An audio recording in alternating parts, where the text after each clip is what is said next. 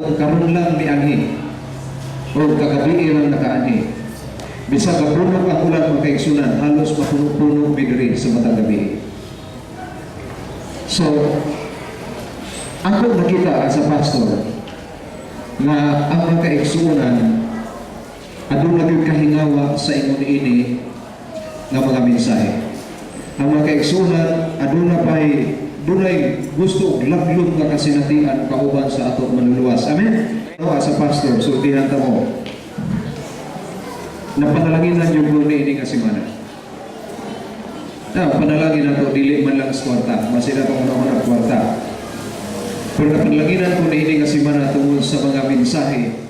Gusto na po mga kaigsuonan na malumog ni sa atong mga ministro. They will be updated on the current event on how the government are used by the church. This message is for the lost people and the remnant of God. And that is you and that is me.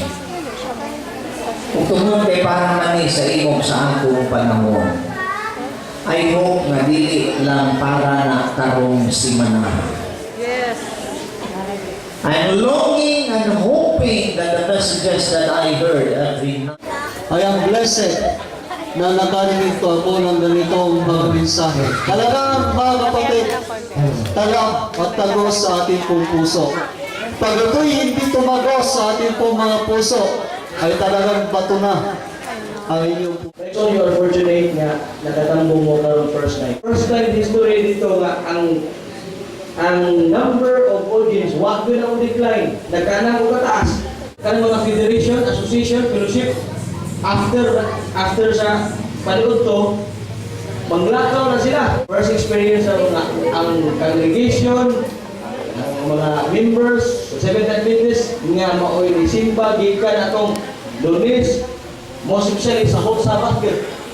Wag na gawas. So, kini siya, this is not a promotion para kang pastor, kundi this is just a message for you. This is just a message nga makahatag ka nato o kalikon. O inyong mga ginikanan, yung mga igsoon, wala hindi ka rin ubakan, ikaw ako kamahan, Thomas Bohol, ingan sa kumama nga ato nito, katigulang sa iglesia ang kamahan, Church Elder, isa kinig message, para ginit sa mga kamahan, ingan ko sa kumama, pritihin ito kay Panginoon nyo rin, bujoy siguro ng kumpa, siguro ang puli ang kumama.